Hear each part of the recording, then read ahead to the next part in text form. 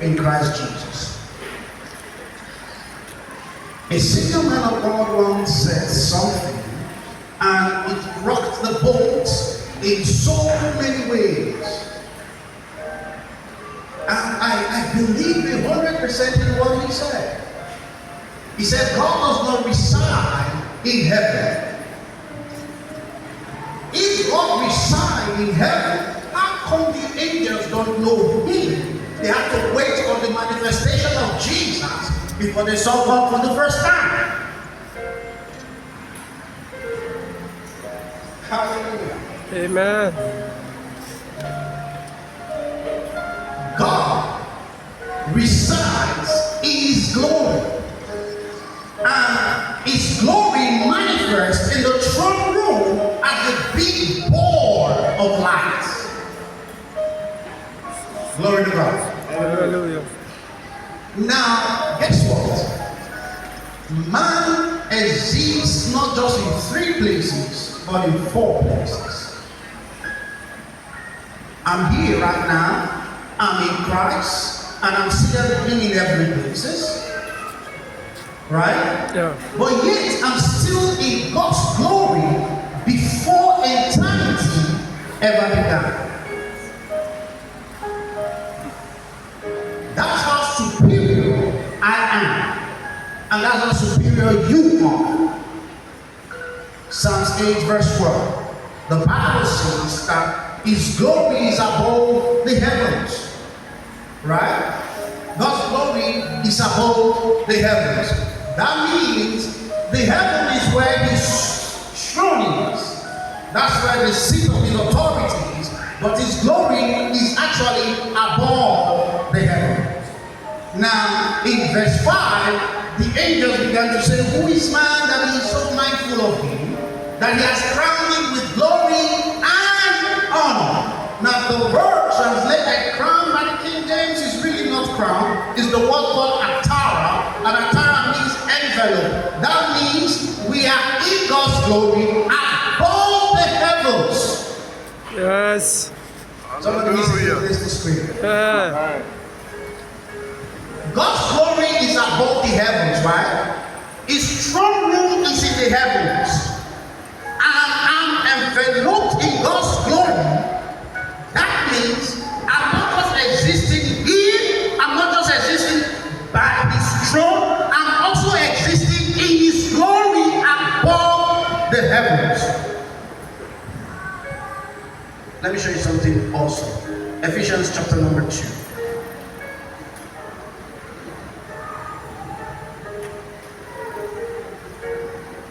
Hallelujah. Now, if you begin to read Ephesians chapter number 2 from verse 1, it's interesting. He said, and you having quickened, who were dead in trespasses and in sin, wherein in time past you walked according to the course of this world, according to the prince of the powers of the air, the spirit that now worketh in the children of disobedience. Now, if you split the Greek word into 2, you discover that the children of disobedience in the Mirror translation said that we were adopted by Satan. Now, an adopted child is not the biological child of that parent, right? That means the child has a biological father or a biological mother. He came from somewhere. That means that adopted child is really not a biological property of that parent.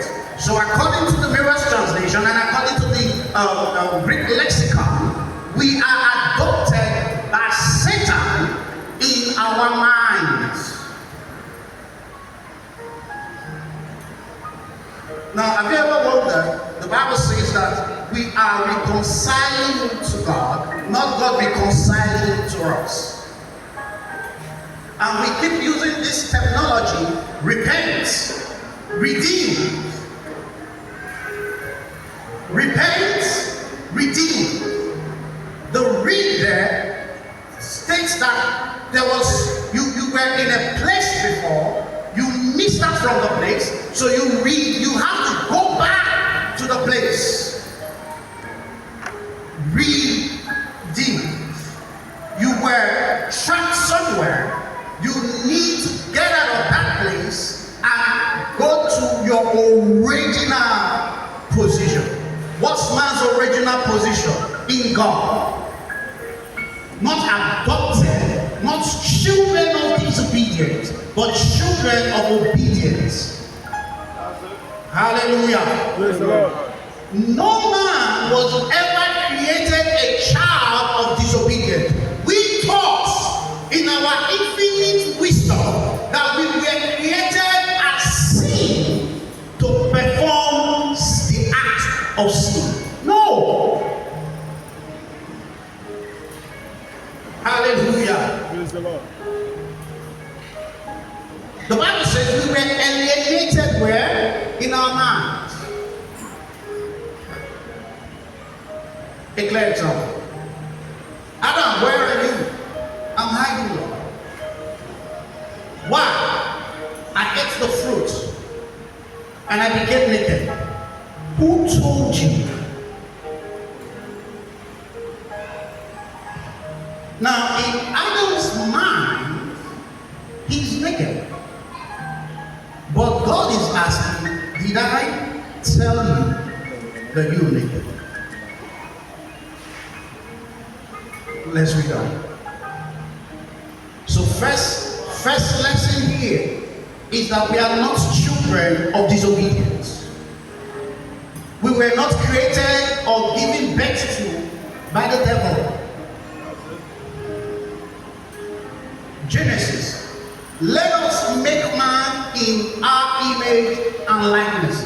The word made is the Hebrew word translated let us become. Let us become man. That means everything God he deposited in man. So man was already God before the foundations of the world.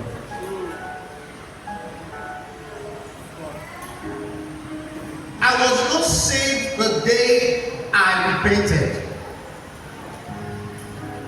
Hallelujah. Yes. This is going to come like a blow to a lot of you. The day I received Jesus as my Lord and personal Savior, that was not the day I was saved. Jeremiah, no, I can't do this. Hey, I knew you before you were formed in your mother's womb. Can I get the King James? Is this on? Yeah. Yes. Can I get the King James? 2 Timothy 1:9 to 10. If we can't get to there, just open your Bibles. Verse 9 says, we were saved. Pastors. English student, once ET is added to a word, what does that make it? In the past. Right? Am I hearing you? Yes, sir. We were saved in the past. Before in the past, the foundations of the earth, before the earth began, we were saved. 2 Timothy 1:9. We were saved past before the earth began. Two interesting words. Chronos, Ainos. Ainos is the word translated forever or eternity. The Bible is saying that we were saved in Christ Jesus before Chronos, the time of the earth, and before eternity, the time of the heavens, was formed.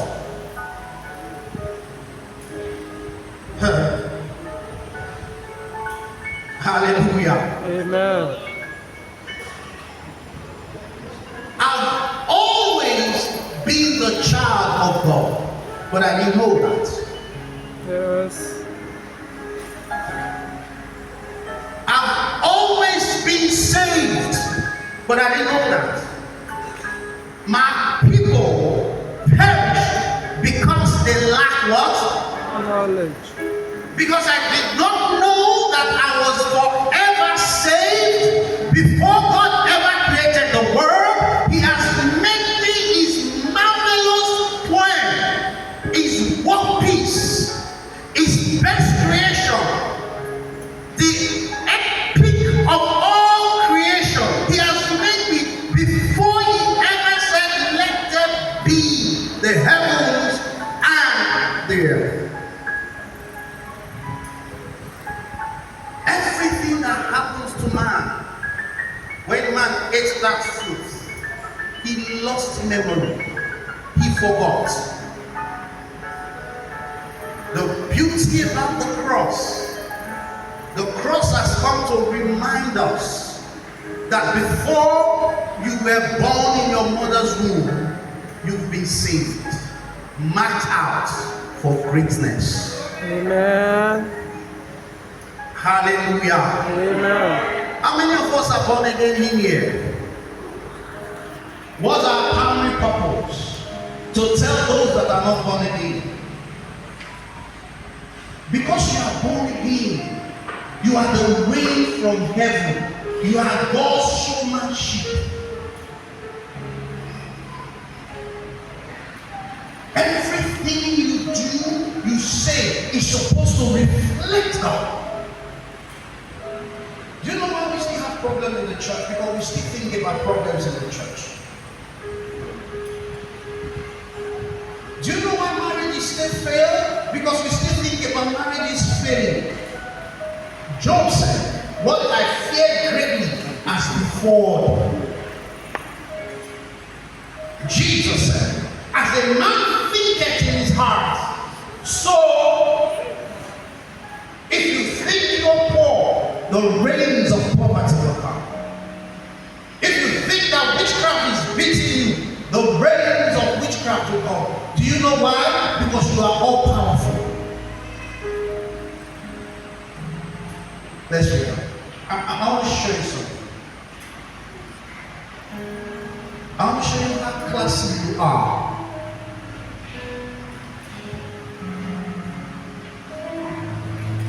Ephesians 2:6 and 7.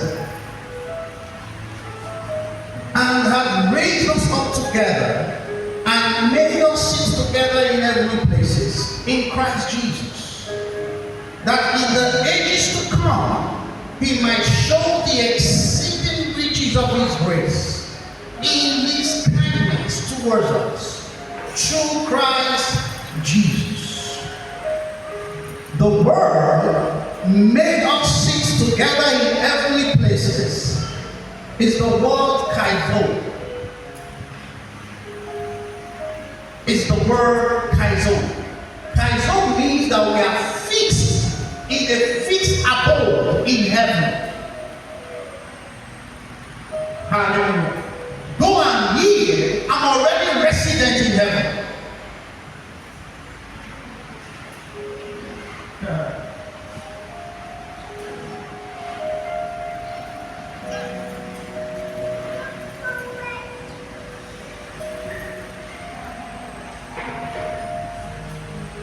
Made us sit together in heavenly places is the word sunagoros. Sunagoros means as Jesus died, my mortality died. As he rose, I rose with him in power. So the idea of me being a mortal being has died. You're processing. Let me come with you.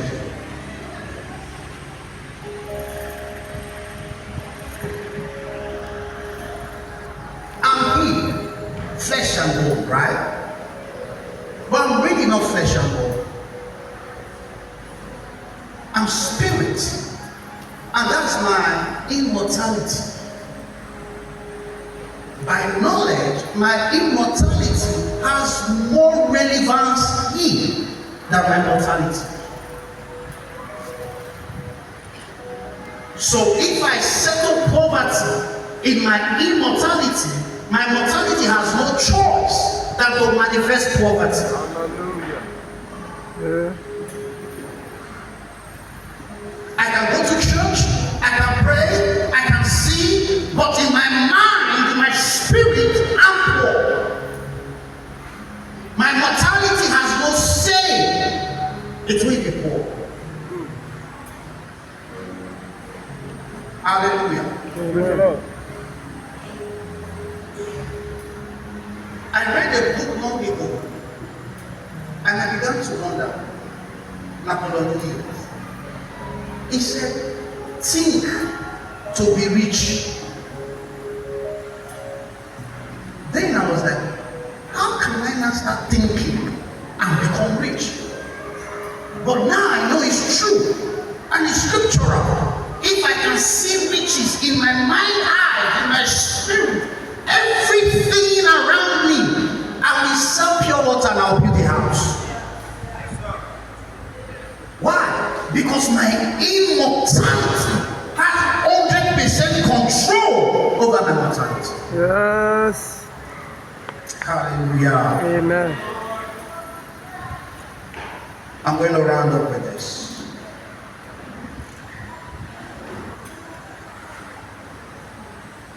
I want to try and bring out something. I just hope my phone has enough juice to get it out.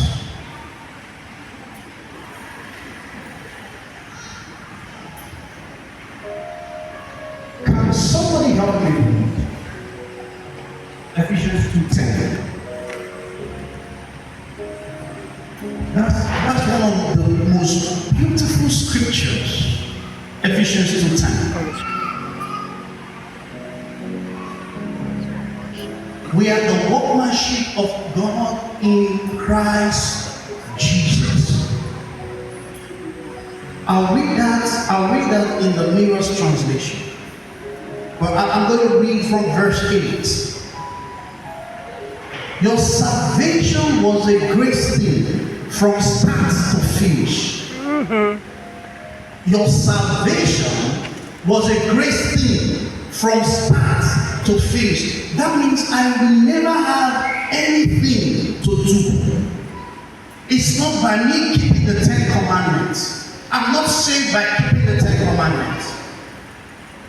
It's all God's plan from start to finish. You have no hand in it because it is all God's gift to you. Because He believes in you. A lot of times we don't know that God believes in us. That's why we keep asking, am I doing the right thing? Is this God's will? Just know that God believes in you. Hallelujah. Amen. 9 from the Message Mirror translation. If this could be accomplished through any act of yours, then there will be no grounds. Okay, I'll read it again. If this could be accomplished through any act of yours, then there will be grounds for boasting. If you did it by yourself, then you can be like the Pharisees. You remember the young rich ruler? Yeah. I've kept the law all my life. He was boasting, and Jesus said, sell all you have. Sell all you have. And he went away sad. It's not by your works. It's not by keeping rules and regulation. It's by faith. It's by receiving faith. And you know the interesting thing? God put faith in you. God gives you faith. When you use the faith that He gives you, He has grace and more faith to it. Hallelujah. This is the part I love. 10. We are engineered by His design. He manufactured us in Christ Jesus. Hey, I am engineered by God's design. I'm not a mistake. Bishop, do you know why a lot of people fail? Before they start a project, they begin to think that they are mistakes. I'm not a mistake. I've been engineered by God. I'm His project. I'm manufactured by Him. Hallelujah. Amen. I'm His poem. Listen, I'm God's poem. You know, the King James said, in the ages to come, he shows us. God brings me to the angels. He shows me to the angels. Not just now, but in all eternity. He puts me in display. Hallelujah. Amen. I'm always in display. The angels are always looking up to me, wanting to know what's the next thing, what's the next line, what's God going to say, what's God going to show, what's God going to do with me. I've been engineered by God. I'm His design. I can never go wrong. Hallelujah. Praise the Lord. I can never go wrong. I'm no longer a child of disobedience. I'm not an adopted son of Satan, the devil, the prince and the power of the air. I'm above him. I'm seated in Christ Jesus, far above principalities and power. Hallelujah. It gets better. Watch this. Watch this. A simple analogy. Jesus died 2,000 years ago. I got freed 2,000 years ago in Him. My ancestors, they are not 2,000 years old. Yes. The juju in their houses are not 2,000 years old. So before they erected that juju, have been saying That's it. above principalities and power. They can't hold you. Yes. The only person that can hold you is you. Tell your neighbor, change your mind. Change your minds. Stop thinking that you are not engineered by God. Let me read on. He said, we are God's poem. God find inspiration, expression in us in Christ Jesus. Watch this. We are fully fitted to do good.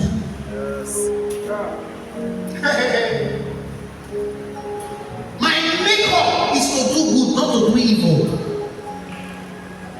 If you are here, you still do evil, go check it. You're not born again. You are still lost. You've not turned around. So I'm fully fitted to do good. God has prepared a highway for us to lead us like kings out of death into life. Ooh, glory to God. He has prepared an highway for me. You know, when we were young, they were telling us that the road to heaven is narrow. And we'll begin to walk like this. You know, if you miss one step now, it's hell. No. You know, in those days,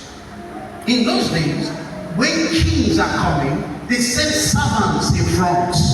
The servants will go and make sure that the roads are good, are solid. You know why? The king will be at the middle, his bodyguards will be by the side. How can that road be narrow?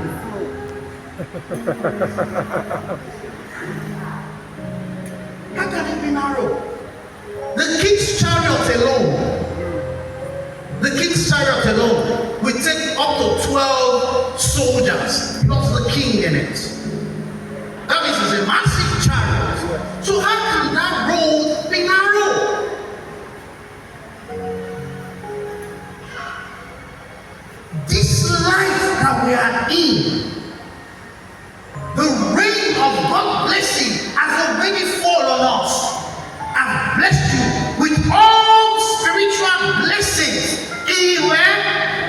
Christ Jesus. In Christ Jesus. Let me announce to you. There is nothing you need that you've not gotten. Nothing. Nothing. The only thing that is keeping you from getting it is you. You think that you don't have it. Let me also show you. Faith is a gift. You don't fast, you don't walk, you don't struggle for it. You receive it.